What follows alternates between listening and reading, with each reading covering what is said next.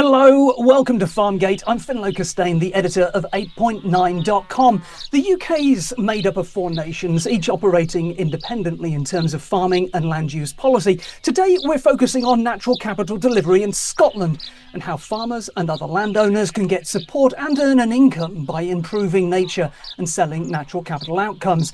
This programme has been supported by the Nature Friendly Farming Network. I'm joined by Bruce Wilson, Head of Policy and Advocacy at the Scottish Wildlife Trust, by David Robertson, Director of Investment and Business Development at Scottish Woodlands Limited, and by Johnnie Balfour, a Managing Partner at Balbirnie Home Farms in Fife, north of Edinburgh, across the Firth of Forth. Welcome all. Let's get straight into it. Bruce, can you set out the broad landscape for natural capital in Scotland? What's generally available to farmers and landowners?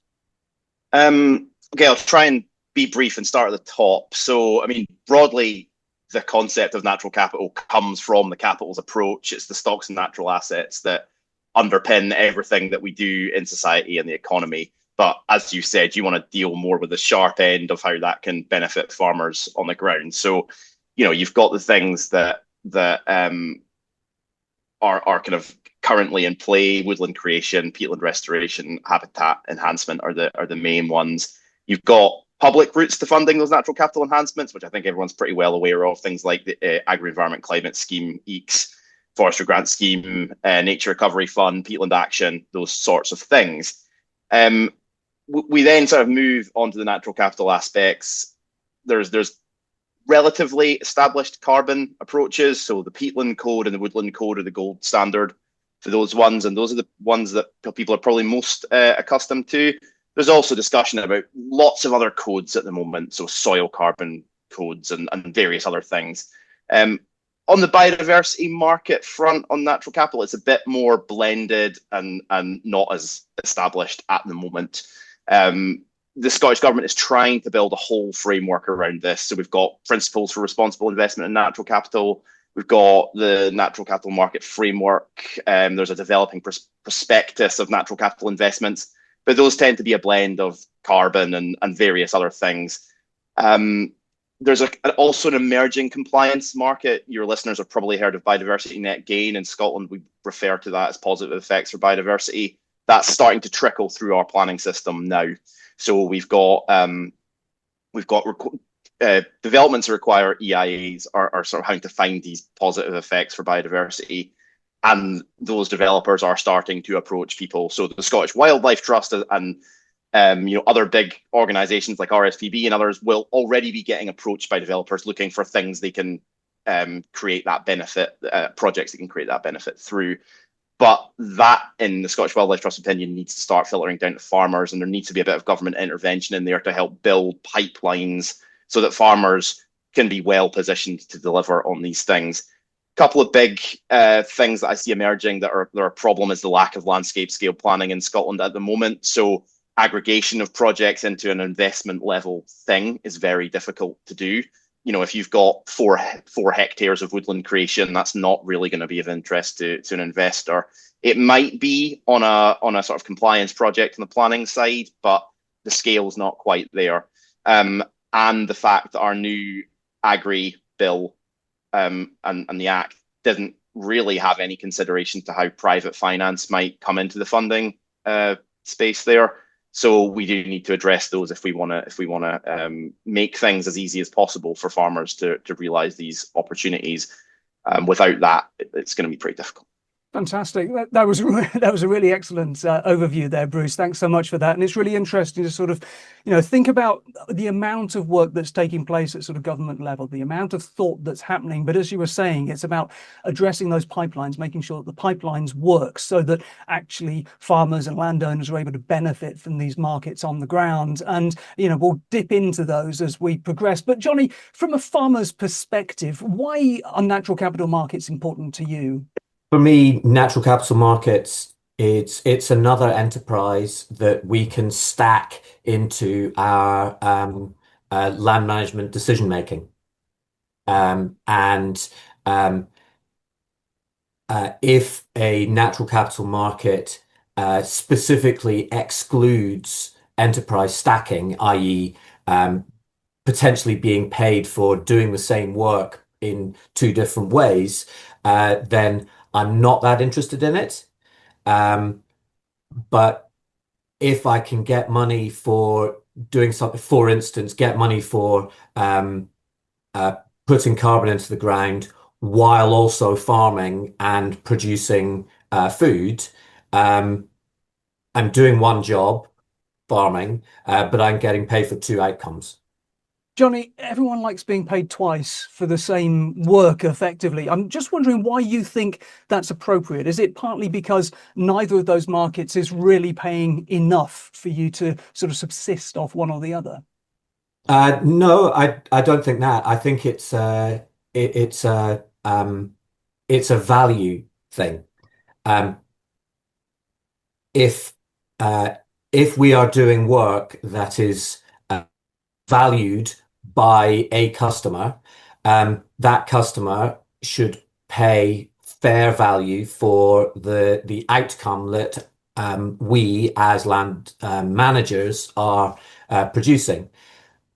I don't think that natural capital payments should be done on a cost basis because lots of people have already committed to doing the work for it, and the cost may have been paid for long ago, but the outcomes are being created today. I think that everything that we should do, whether it's land management or anything else in our life, we should be paid appropriately for the value that we are creating for a customer. Thanks so much, and that's that sort of concept of value is really important. And perhaps again, we'll talk a bit more about that as we go forward, and that critical issue of stacking, be able to sort of blend these various different approaches and get paid, paid for them, for them being delivered together rather than simply approaching a single market. Bruce, from an NGO perspective, why are these markets important? What are the key opportunities that you see for nature and the public? Well, I mean, there's a massive funding gap, and there's actually a bit of a debate happening in Scotland about how big that funding gap is at the moment. But I think anyone with practical experience of trying to deliver holistic landscape scale restoration or delivery of ecosystem services very quickly realizes it's way more complicated than putting a few trees in the ground and maybe doing a bit of peatland restoration, particularly within the new context of land reform and just transition. You've got to be engaging communities on this work. I mean, there's specifically a legislation coming through Parliament at the moment. Now, that might not quite touch farm scale, but if we're talking about aggregating up to be an investment that is actually workable, there is going to have to be engagement on this stuff, plus all the work around doing the actual restoration work. So there is a huge funding gap there. I mean, much, much more than is currently going into investment in natural capital or just the environment and biodiversity, bearing in mind that this does underpin absolutely everything that we do in Scotland. So there's a huge funding problem, and markets could play an important part in helping fill that funding gap. We're really clear, though, this can't just be the government sort of leaving responsibility for funding the environment at natural capital markets. This has to be everything pulling towards meeting this colossal challenge. So this is sort of a stacking of responsibility that you're talking about. You're saying there is a huge need for nature to be recovered. There is a need for funding to do that. That the public exchequer is unlikely to sort of step up to the level that's necessary, and therefore markets can operate within that environment alongside and stack with that public funding. Absolutely, and it could potentially go some way to addressing some of the kind of market externalities that we see. I mean, should the public purse really be picking up some of the burden of this? Because some of this is private benefit that's being realized. So there could be a system where some of that money is invested and is a little bit fairer. It comes right back to the pipeline, though. This can't just be private sector interacting with few different landowners. It's way more complicated than that. The government is going to have to provide some of the infrastructure to make this stuff work. Now, David, Bruce mentioned the funding gap, and of course, you've been here before for our Filling the Funding Gap series earlier in the year, which of course was looking at the UK as a whole rather than specifically looking at individual nations, which is, it's great to have you back here looking at Scotland specifically. We're obviously going to cover some of the same ground, but don't worry about that. And can you just talk us through the basic opportunities for integrating woodland on farms in Scotland? Yes, and thanks for having me back, Finlo. It's a pleasure to be here again, and yeah, good to be talking with the group. Multiple benefits in including woodland in farms in Scotland. Shelter really, really important. Sheltering stock from wind and from inclement weather. That's really looking at the benefits of that. Up to 30% better survival rates for lambs. Where you've got shelter on the site. Beasts make better use of feed, convert that feed better when they're not exposed to poor weather.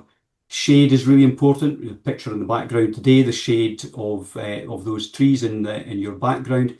We've all seen beasts sort of coalescing around a tree and trying to hide away from the heat in the summer. And heat stress, in cattle especially, is a major detractor from productivity in very hot weather.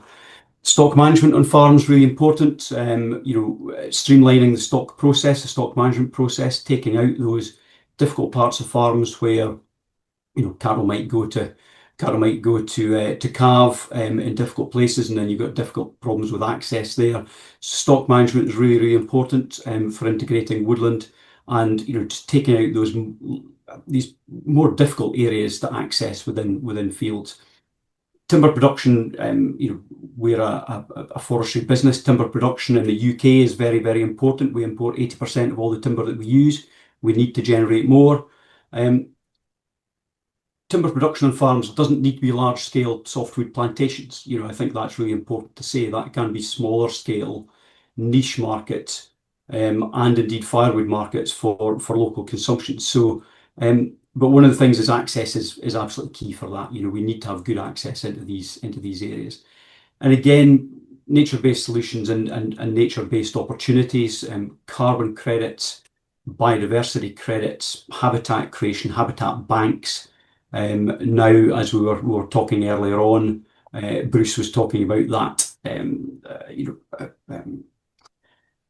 Biodiversity net gain that's coming in England, and we've got NPF 4 in Scotland, National Planning Framework 4, which is pushing a lot more of developers into looking for biodiversity banks within Scotland, and we are doing a lot of work in that space at the moment, looking for large-scale developers, local developers as well, who are looking for biodiversity enhancement areas. So lots of opportunities, lots of potential.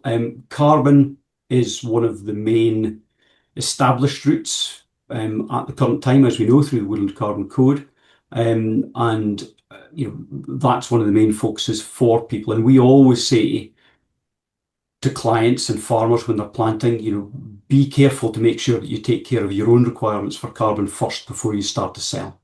Don't look at the market and say, I can capitalize on this and sell all the carbon credits from my farm, and then find that you have to buy them back at a multiple of 10, 20 years down the line. So first off, look at your carbon requirements on the farm yourself, then look at those and only sell the surplus that you're generating on your farm. I think that's really, really important. That's slightly off on a tangent. No, but it all connects us with my next question for Johnnie, because of course there is that challenge, isn't there, that it's not just about assessing it once. You're not sort of saying this is my carbon impact and that's kind of the end of it, full stop. There's an accrual of that carbon impact year on year as well. So it's really quite a complex thing to get one's head around. And we'll go through those different sort of markets that you referred to there, David, a bit later. But let's stick with carbon for the moment. And Johnnie, you've recently gone through the process of selecting a partner for trading carbon credits from Balbirnie Home Farms. Who have you decided to go with, and why have you decided to go with them? So it's very interesting listening to David talking about this, and those were some of the same issues that I was having in the marketplace. I've chosen Regenerate Outcomes, and one of the main reasons I've chosen them is that I don't sell modelled carbon. I sell actual carbon that has been measured as being put into my soil. So tell me the difference. Normally, in many carbon calculators, when you sell carbon, it is based on a model of how much carbon is going to be put into whatever scheme it is, based on particular behaviors. In particular, the Forest Carbon Code, and I'm sorry, Bruce, I'm going to disagree with you when you say that the Forest Carbon Code is the gold standard. I would say that the Forest Carbon Code is probably the lowest common denominator of carbon codes because it is all modeled. It is not actual carbon that is being sequestered. So that's primarily why I've chosen Regenerate Outcomes. The fact that they also, as part of their fee, which is not insignificant, they take a large proportion of the carbon credits that we generate. They take those as a fee for them. But if I don't generate any carbon, they don't take any fee. So it's in their interests that I'm able to actually put carbon into my soil. They supply a mentor or a consultant who will assist landowners, land managers with making so that we can maximize our carbon. Also, the fact that I'm able to do the make the decisions to put carbon into the soil and be able to sell that, but I'm also farming on the top. So this is proper enterprise stacking. This is not them just paying me for something and saying I can't do anything else on that land, which I would do if I was doing the Forest Carbon Code. So they would say you plant trees on that bit of land and you can't do anything else because our models say that you will create X amount of carbon in Y number of years. So there's the difference there that you were talking about between model carbon, which is essentially a futures projection, and actual carbon. And Regenerate Outcomes, what they're doing is recording, assessing the amount of carbon accrual that has actually existed, that's been sequestered in that land. Then they are aggregating your carbon with other farmers' carbon to sell that as sort of carbon units onto the market, and they're taking an agency fee effectively, aren't they? So, correct. And they're taking the credits, as that. I'm just going to pop across to Bruce for a moment to ask, because you've put that challenge across to him about, the difference between model carbon and actual carbon, and the Forest Carbon Code. And I just wonder, Bruce, if you've got any comments on that. Yeah, no, I think those are totally fair comments. I think just in the initial question, you just asked me to outline the kind of broad framework of what exists out there. So I'm putting forward what I suppose is the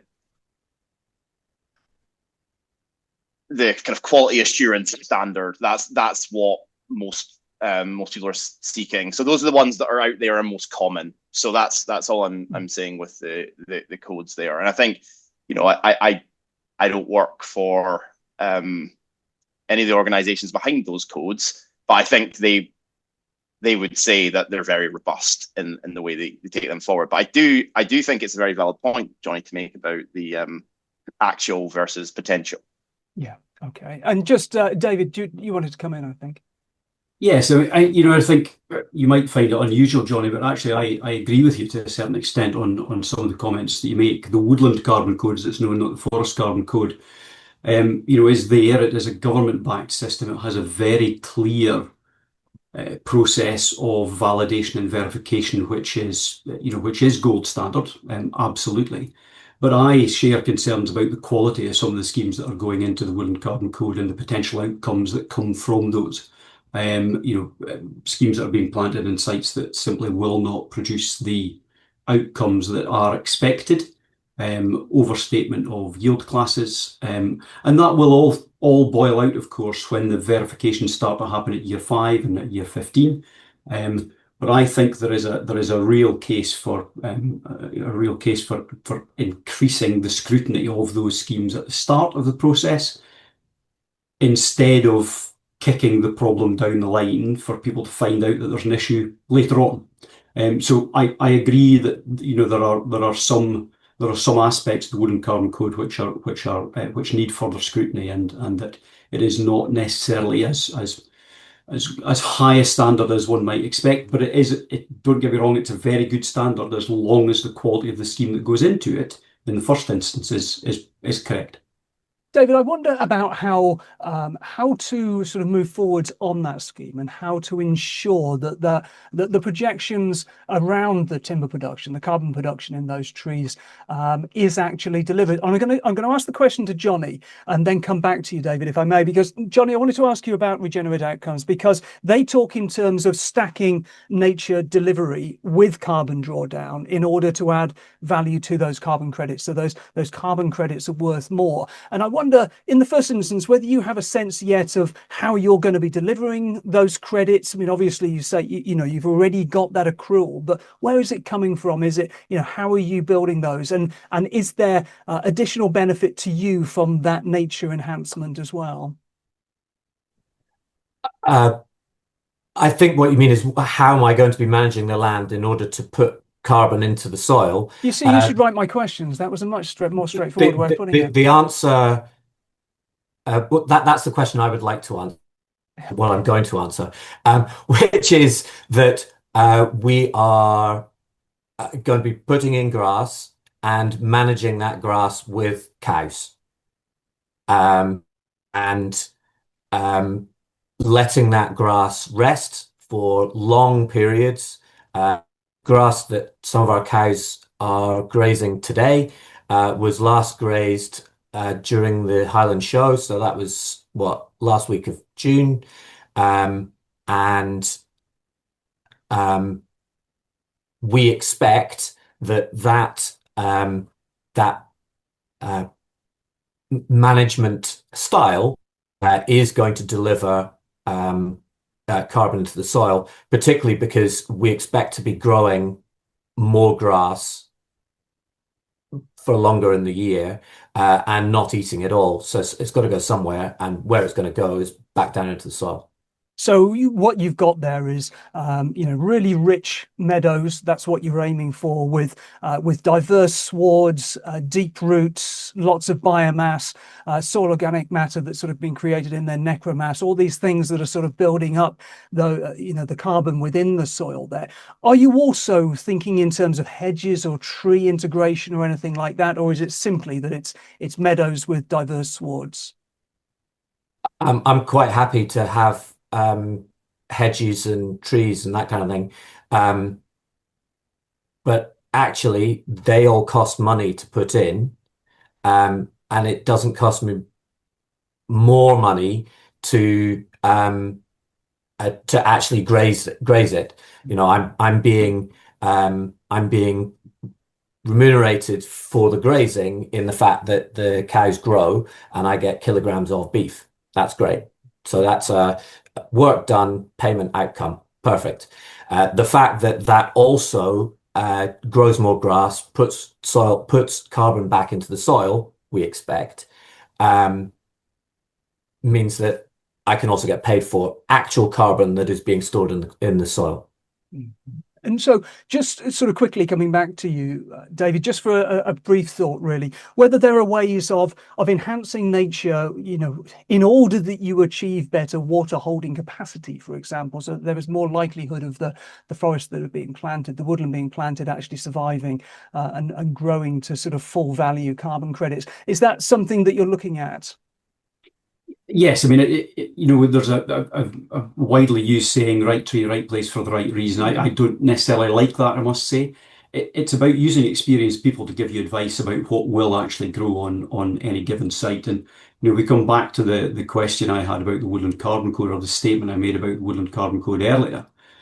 My concern is that people can submit a scheme to the Woodland Carbon Code, and within the assessment process of the Woodland Carbon Code, the growth of those trees is not necessarily one of the key aspects which is is assessed. Yes, it's there, and you're making a statement about the ecological site classification, which is the model that we use for determining how quickly trees will grow. But actually, if you're inclined to or don't feed the right information into the system, you can make that system say what you want it to say. And we know as practical foresters that planting trees 300 metres up a hillside in the west coast of Scotland is not going to result in yield class 6 downy birch. But we will see schemes coming through with that in the system. And what I've advocated for a long time is a check and balance, and almost a traffic light system for schemes where if it's green, it's good quality land, the scheme gets a light touch. If there's any doubt whatsoever, then it potentially goes out to a panel of industry experts, perhaps through the Institute of Chartered Foresters, who then say whether this scheme is actually appropriate for the site, and not appropriate for the site, that's a different discussion, but whether it's going to grow the carbon that is intended to grow. And it's about having those checks and balances, because I do think that we're storing up promises through sale of PIUs and through generation of carbon units, which will not be realised in the future. And that gives us as an industry, as a forestry industry, a woodland industry and land managers, a reputational issue. Fantastic. That's great. Bruce, I'm going to come back to you. Maybe I know that you wanted to comment, and maybe you can sort of wrap it up within the next question, because I'm aware that we've spent quite a bit of time on carbon credits and we've got lots else to get through as well.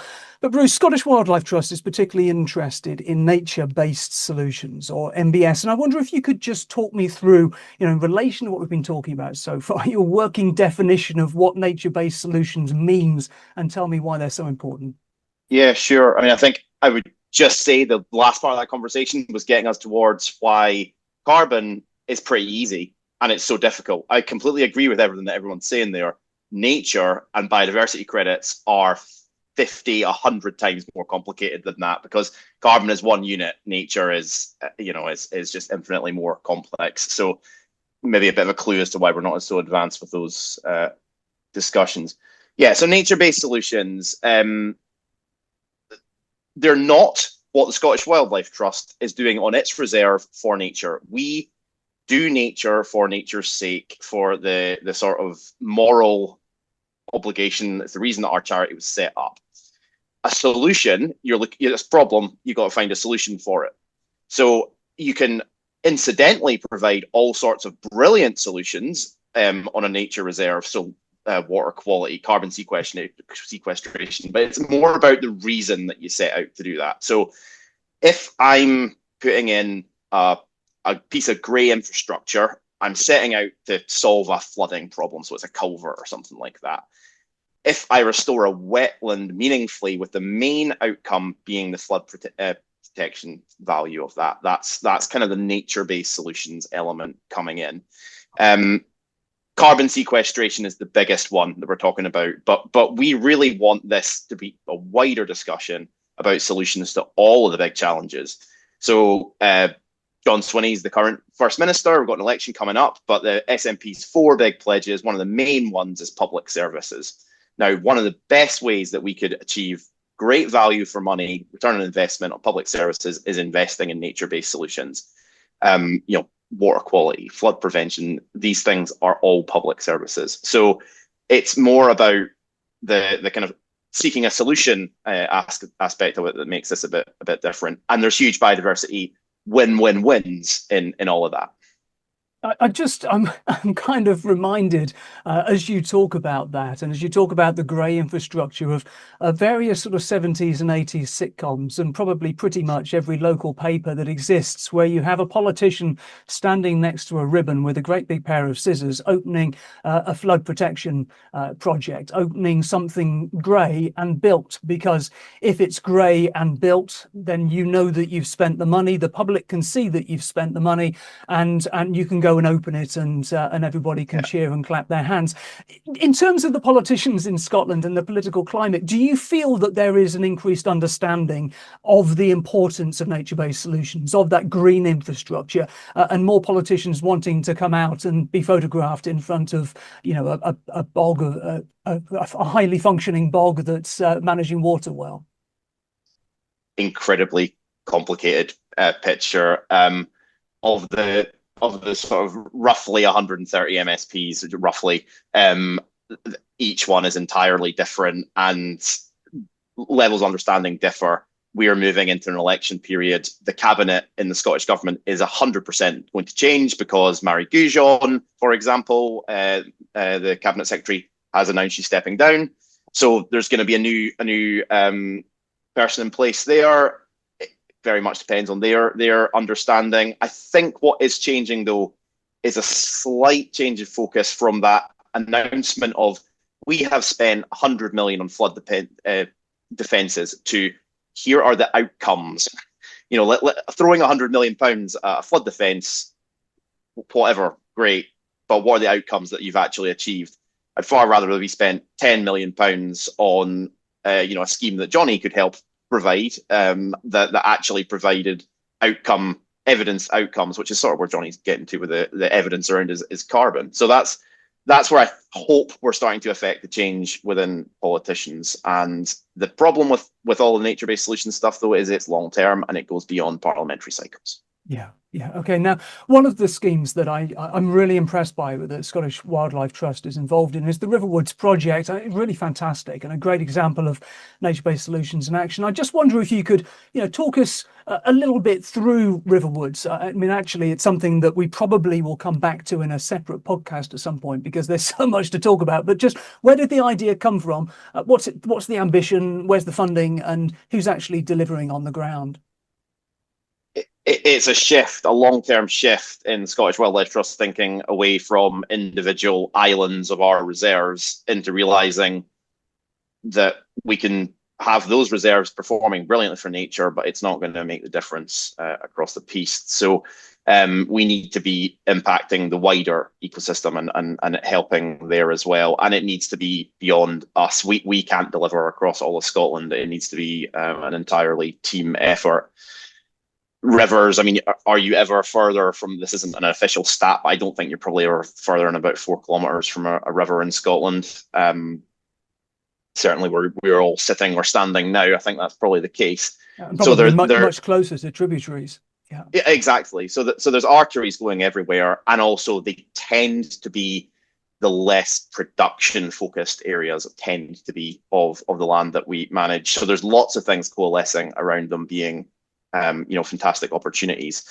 So we've developed this partnership, and we're trying to do a lot of thinking about how we can enable rather than sort of put blockages in place. And there's been lots of discussions about how governance structures can actually make things happen. So we even used the word polycentric governance internally for a while, which I think we're trying to do away with now because it's just getting too complicated. But trying to get individuals to move together collectively, rather than the more traditional sort of board structure for things filtered down. So we're currently in we're currently in a phase of designing a blueprint project, which is Heritage Lottery Fund supported, which is about really getting a blueprint in place for how this can work and facilitating this collaboration across all different parts of Scotland. And it goes way beyond Scottish Wildlife Trust. There's all sorts of different partners involved, and we're very thankful to them. But this is about us trying to really take our high-level policy, which is about join up of nature networks, trying to get strategic landscape scale planning in place, trying to build pipelines to bring all sorts of funding and finance together to deliver on the ground. It gets a bit awkward if we constantly talk about this but don't actually do it. So we are trying to do it and help do it through Riverwoods. And just to sort of illustrate it for people, because I don't think you talked about the project, but I don't think you quite described what's happening there. It's as if, my understanding is, if you kind of had a map in front of you and you ran a highlighter pen down either side of the main sort of tributaries and rivers, then what you're looking to do is to plant trees, get nature functioning alongside each of the rivers in order to catch nutrients as they come off farms, in order to help with that sort of water cycling, to keep water held back into the landscape so that there's less flooding further downstream, all those different outcomes. It really is that immediate river zone. I've been told I cannot say riparian because it's a real turn off for people, but okay, I keep saying riparian. so I think we all know what I mean when I say riparian. The sidewalk courses, just immediately in that space there. A lot of it is about planting. But there is also elements of how do we get natural regen on the go. Deer management is a huge part of this. We start to see hugely overlapping policy issues coming into play. Invasive non-native species are a huge part of this as well. So there's all these things that are like the big issues in Scottish conservation at the moment, all coalescing around rivers. So it's a useful way for us to try and explore this and make progress. Fantastic. And as I say, perhaps we can come back and have a conversation about this. That would be brilliant. More broadly in the future. David, I want to move on to, woodland, specifically woodland markets. And we talked earlier on about stacking and the importance of being able to sort of try and earn a number of incomes together to recognise that there are different values that are accrued often on the same piece of land. Clearly, there are different sorts of woodland markets. There's timber, there's carbon, there's nature. There are probably others that you can tell me. Can farmers benefit from all these three markets at once? Yes, certainly they can. Back to Johnny's point about stacking credits, biodiversity credits, carbon credits. That is currently difficult under the Woodland Carbon Code, and that's something that the Woodland Carbon Code are looking at. But if we look at the sort of macro view of it, yes, absolutely, there is really good opportunity for establishing forestry and or woodland. And forestry we always term as we think about being large scale commercial conifer woodlands. Woodlands to me are smaller scale, perhaps multi-species. Absolutely great opportunity for implementing and integrating these into farms. Timber income, again, as I said earlier on, really depends on scale. If you're looking at a conifer woodland for real income generation, then that needs to have a certain element of scale to it. And for us, that scale is probably 25 hectares plus, which is perhaps not achievable in most farm holdings. But smaller scale woodlands can really contribute pretty widely to that as well. Nature benefits, making the most of the areas that you have in the farm, which perhaps might be difficult to manage, may have water courses to tie into the riverwoods element, Bruce, tying into the benefits that nature can provide and the protection that woodland and that exclusion of livestock can have in those areas is really, really important. Species selection is key, really depending on what you're aiming to do. Species are limited. If you're planting 0.25, 0.5, 1 hectare, there's no point filling it full of Sitka spruce. That's going to cause a problem in the future. It's going to shade everything out over that small area and is going to be a problem for you to manage in the future. So you need to be thinking very closely about the types of species that you plant and where indeed those are planted and again, for what purpose. Where carbon is an objective, then, again, that species choice is vitally important, and engaging a specialist to guide you in that. And actually also looking over the fence to see what's happening and what's growing well within a local area is really important. So yes, we can benefit from all three.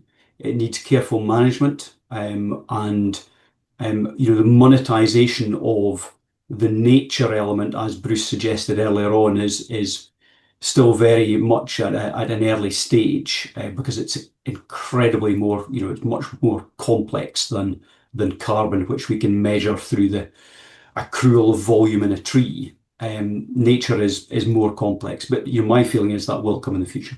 Yeah, and certainly there's an awful lot of work being done, various places around the world, but certainly in the UK, looking at how best to monetize this and how to value it. Now, I appreciate that these are going to be fairly swift overviews, but let's dip into them anyway, if we can, David. And of course, Johnnie was talking about soil carbon earlier on, but if farmers want to grow trees for the carbon market, what sort of advice and support and incentives are there for this? Because I imagine, for a farmer who hasn't been thinking about this until now, it's quite a set of minefields that they got to sort of go through. And what sort of trees will be ideal? Yeah, advice and support. Organisations like Scottish Woodlands will come out to farms and carry out farm visits for free to help people assess the type of opportunities that they may have. Part of that process is really getting to understand what the overall objectives are for the farmers and landowners in the first instance. Is it biodiversity? Is it shelter? Is it carbon? Is it future timber income? There are other really good initiatives like the Farm Advisory Service, FAS, funded by the Scottish Government. And again, that will provide funding and assessment for farmers to consider what some of those steps might look like for them. We have a fantastic initiative called the Integrating Trees Network, which is a sort of farmer-led initiative happening in Scotland, again, funded by the Scottish Government. And that is using case studies of real-life farms who have open days, several open days a year to allow farmers to come and see for real what's happening on people's properties. And there are some really fantastic examples of that. And that is stimulating landowners and farmers to look at how they might manage their land in a slightly different way, and to look at the positive benefits that woodland can bring for their farm. And then you go down to even really small initiatives like the Sma Woods initiative in Aberdeenshire, which is something that we actually support through provision of trees as a sort of donation into it. And that's encouraging farmers to plant small areas, corners of fields, maximum size 0.25 hectares. But it's just these small interventions that can create some really nice biodiversity areas within farms as well. Yeah. Incentives. The Scottish Forestry Grant Scheme is the main incentive. That's run by Scottish Forestry, who are a government organisation again, and that's the main route. And the Scottish Forestry Grant Schemes, it's encouraged almost 100,000 hectares of planting since 2017. Interestingly, the average size of those schemes has been about 28 hectares.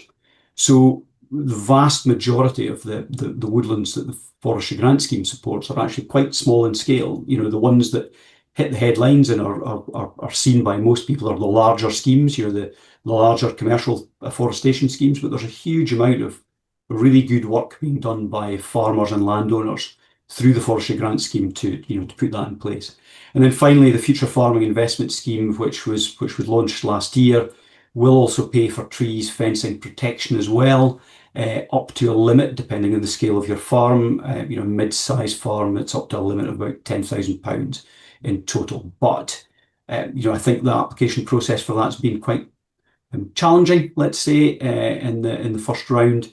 And we just need to see how that develops. So lots of initiatives out there, lots of opportunity. Lots of stuff there, in relation to carbon, definitely, as you say. And just sort of moving on to timber, and timber specifically, is this a good use of land? Yes, it is, but it needs to be planted in the right place. There's been a lot of controversy about planting of farms, planting of whole farms. There are areas of grade 3 land in Scotland that probably are suitable for planting trees. There are areas that definitely aren't.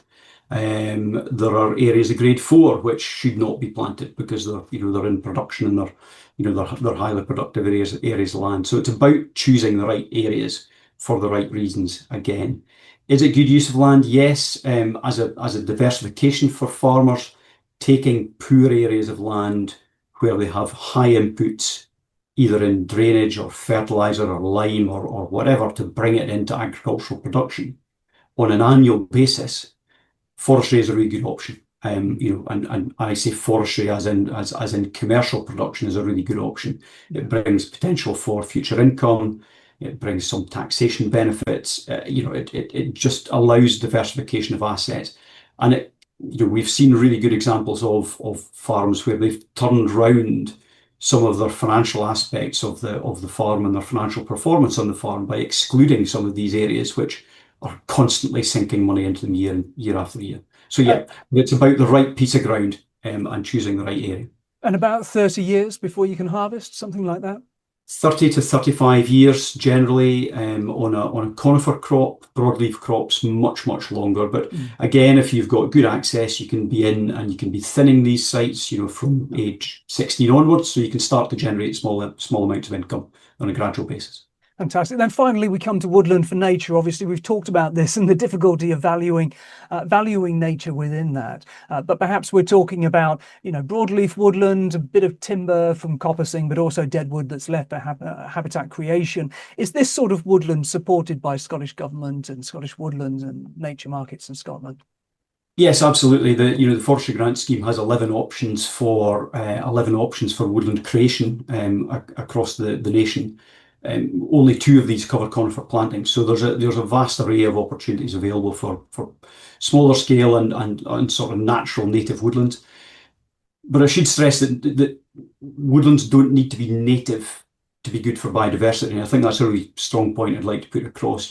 What they do need to be is diverse in species and in structure. We need to be looking to enhance where possible and take advantage of good biodiversity areas that already exist, wetlands, rivers, riparian woodlands, sensitive heaths, open areas which are important for habitats and for existing species as they are.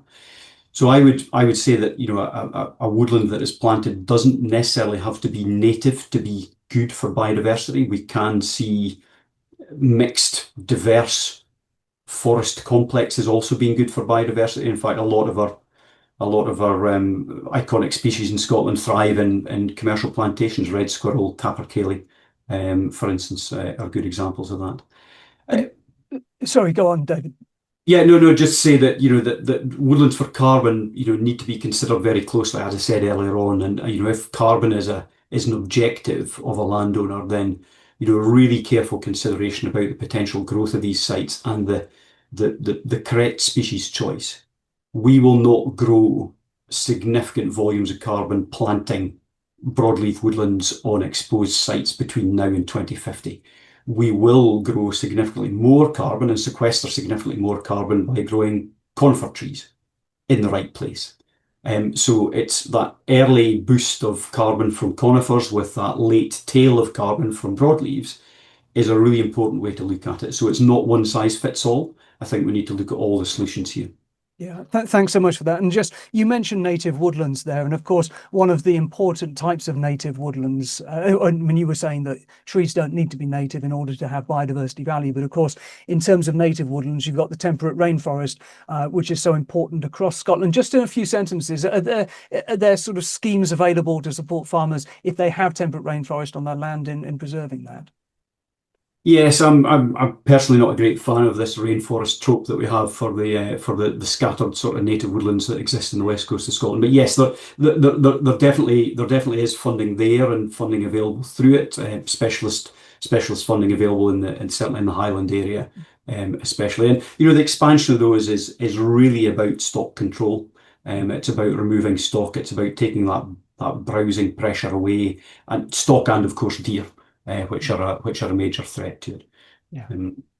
Yeah, fantastic. Bruce, from your perspective, what are the benefits in terms of both resilience and also, the financial benefits for farmers delivering nature-based solutions? Well, yeah, if we want to talk about overall resilience, I mean, overwhelmingly, native woodland provides by far and away the biggest biodiversity benefit. So there absolutely is some biodiversity benefit from non-native woodland creation. But if you want overall resilience of a system, the native trees are far better for that, and that's strongly supported by the evidence. So I think, there's a part of nature-based solutions that is definitely like teaching your granny how to suck eggs, and I would not ever want to do that to a farmer. So there's a stuff that you do on a farm that is natural land management. You would never think of calling it nature-based solutions. David already mentioned the amazing benefits of shelter belts, for example. I'm trying to remember back to my days at agricultural college about the sort of equations we used to do about soil protection from a length from a tree, that sort of thing.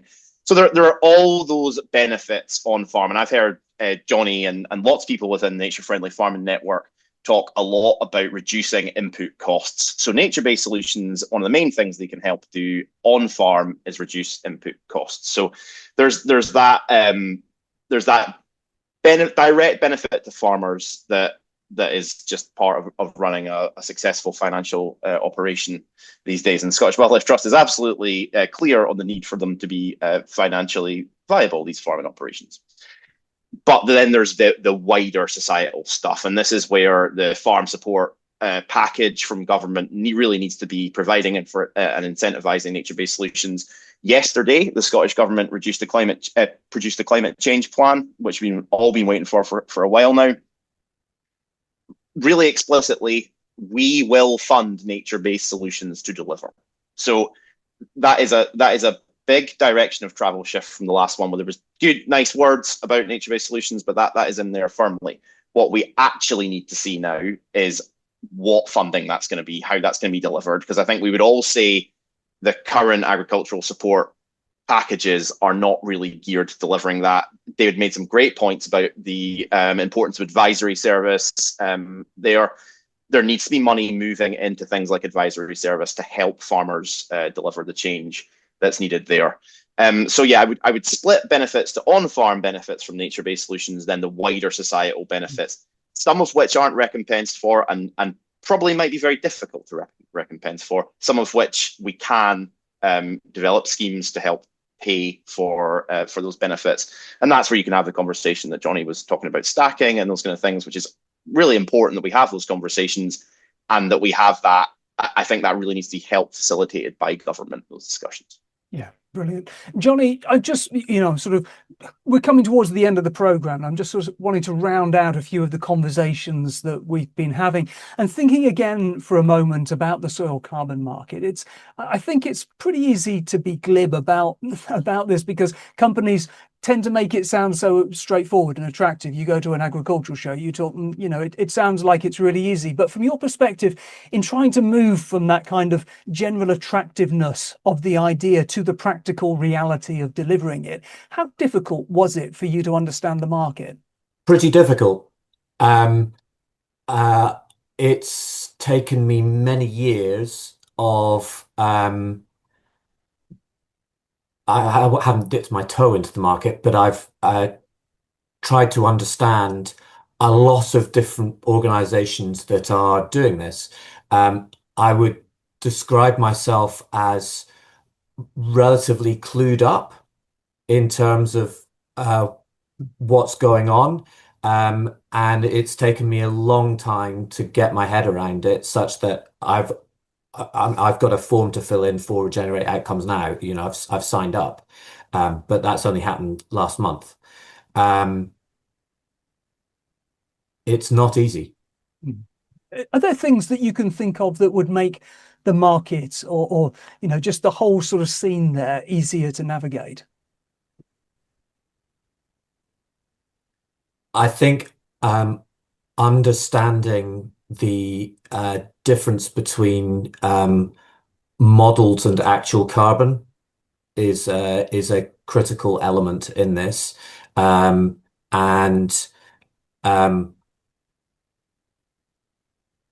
I'm going to say it again. I really don't like the forest carbon code because we already have quite a lot of forestry on our land, and because the forestry already exists, I am excluded from the forest carbon code 100%. I cannot take part. There is no way of measuring how much carbon is in the woods that we have standing and getting paid for carbon that gets added to that wood from now in the future. So I really dislike it as a scheme. And are those woodlands, are they conifer woodlands or are they broadleaf? Mostly conifer. My grandmother was a forester and she planted a lot of coniferous woodlands over the past 70 years. So presumably there are opportunities there for you to cut it for timber use, I'm guessing, and then to replant for nature or for carbon? No, because I can't replant something that is and get money for replanting that's already a forest. Okay. So no. Yeah, interesting. David, do you want to just come in on that?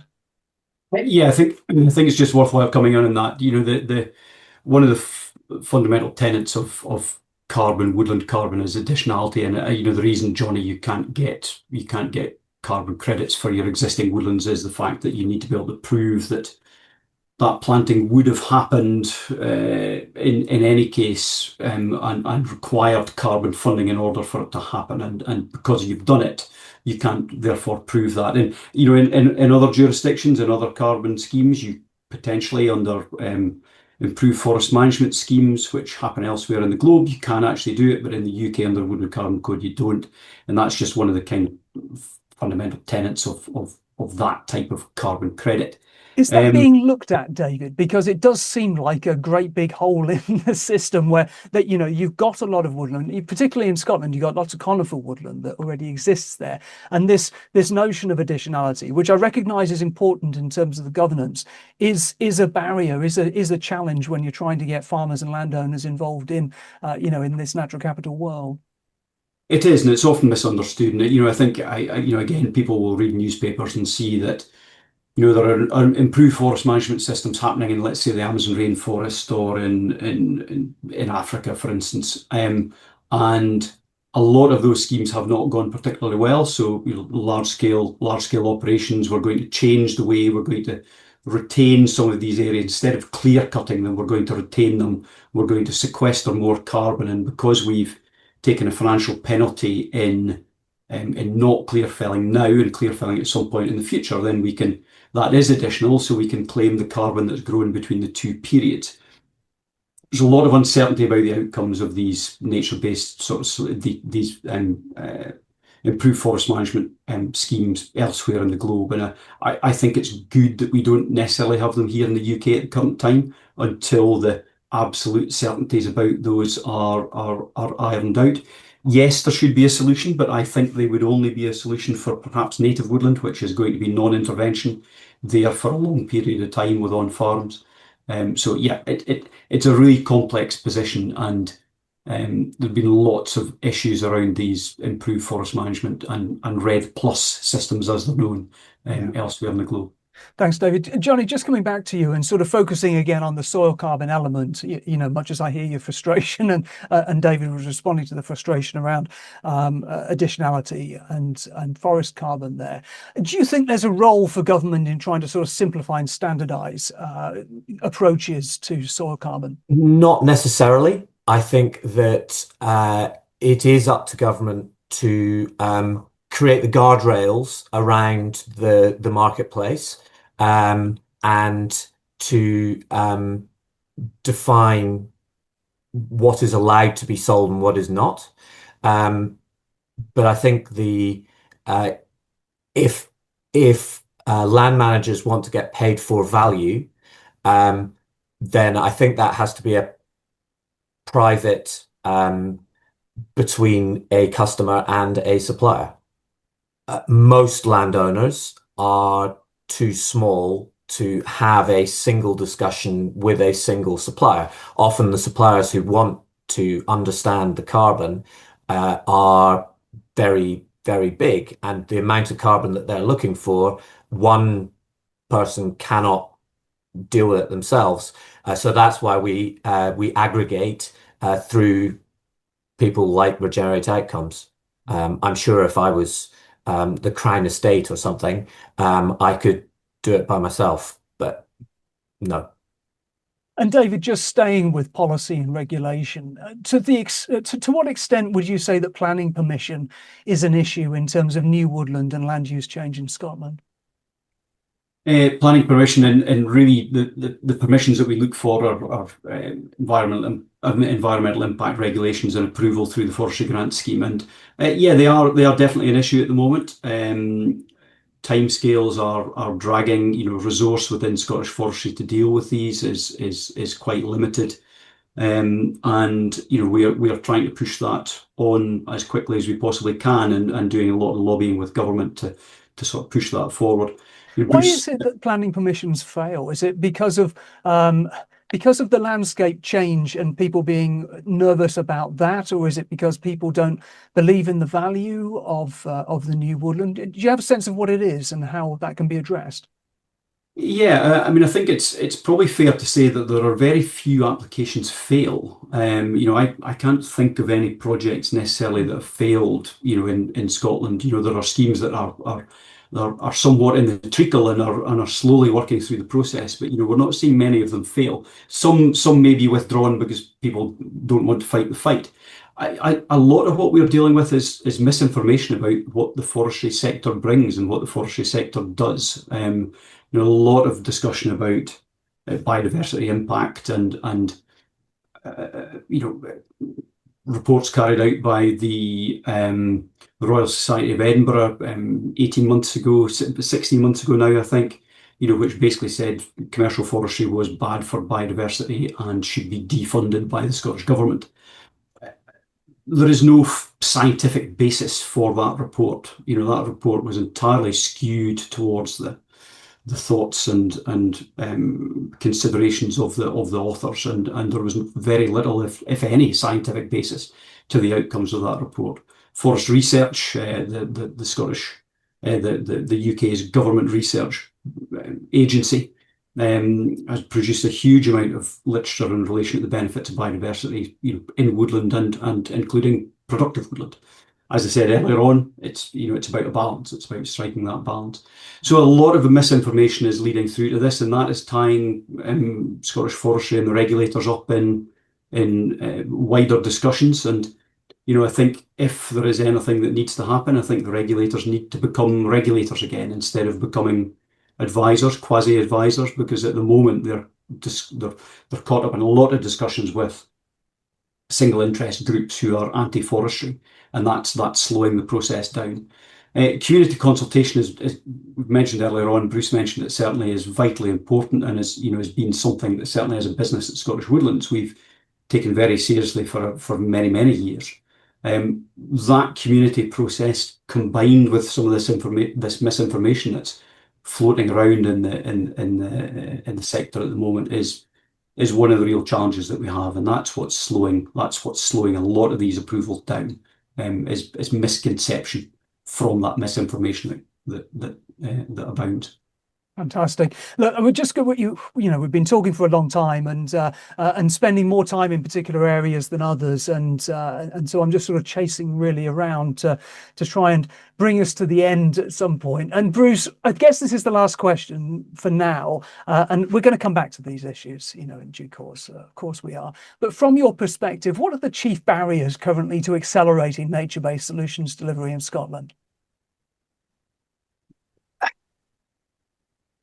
Number one, the lack of landscape scale, holistic planning. I'm going to slightly move the conversation away from forestry good, biodiversity bad, whatever discussions around that, towards there are lots of stated aims for our land at the moment. The Scottish Wildlife Trust obviously advocates for biodiversity, but we're wanting more than ever before.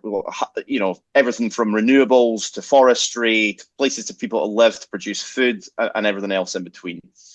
And we don't have any way of strategically planning for all of that in one place. We have a land use strategy that is utterly toothless and has no political clout whatsoever. So we need something to help plan what we need from our land. And a major part of that is nature-based solutions to the biggest problems that we face as society.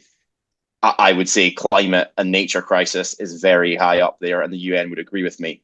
So that's a big missing part. The second is then linking that strategic planning to our main public funding systems, and also any potential private investment. So forestry grant scheme, for example, isn't really linked to any strategic overall landscape scale thinking. Ag support is not linked in any way. So if farmers wanting to do a little bit of riparian woodland creation on their farm, which is fantastic and support, there's very little way of helping them integrate that with a wider network. And the advisory service is massively underfunded. It could help there. I would really like Johnnie to be getting help with his search for carbon and maybe even some biodiversity work through farm advisory, because I think it's a very valid use of that money. And that farm advisory service can really be having a view of everything that's happening in a catchment and helping plan that strategically. Those are huge barriers. And also you touched yourself upon the lack of sort of political interest in actual objective and solution stuff, rather than saying we've spent £10 million on X. It really needs to move towards the solutions. We've got climate objectives and biodiversity targets are literally just being debated in Scotland at the moment. We've got stage 1 of the Natural Environment Bill. 2030 is when we want to halt the decline of biodiversity loss. Without that better linked strategic planning to climate and nature and all the other objectives, that's obviously what I'm advocating for, but and all the other objectives that we want, we're not going to be achieving that. Yeah, okay, fantastic. That's really helpful. Just to sort of round us out there, as I say, it's people who are listening will have noticed that we haven't spoken about renewables. We've spent the time, today really talking about stuff from the land. So, how food production can change, how we manage biodiversity, how we account for carbon, how we grow timber and nature in various different ways, and how water's managed. Obviously, renewables are a really important part of this picture, but we'll come back to that. And if people want to skip back to the Filling the Funding Gap series from earlier on in the year, then we do have a program specifically looking at renewables. But as I say, today's focus has been much more on what we can do with the land itself. So thanks so much. It's been really fascinating. That is all we have time for. I'd like to thank my guests, Johnnie Balfour, David Robertson and Bruce Wilson. If you've enjoyed listening, please come back and listen to more. Tell your friends, like us, review us and share our links. Farmgate is the world's highest ranking food security podcast. And Farmgate leaders, Martin's Farm, Wheat from the Chaff, and as I mentioned, our Filling the Funding Gap series are all available on the Farmgate channel if you just scroll back in your podcast feed. Farmgate is part of 8.9.com, the land use news channel, which is sponsored by First Milk, Pelican Ag, Rural Solutions, the USC Catchment Partnership, Agrolo, and individual donors. This particular programme has been supported by the Nature Friendly Farming Network. I've been Finlo Costain. Bye for now.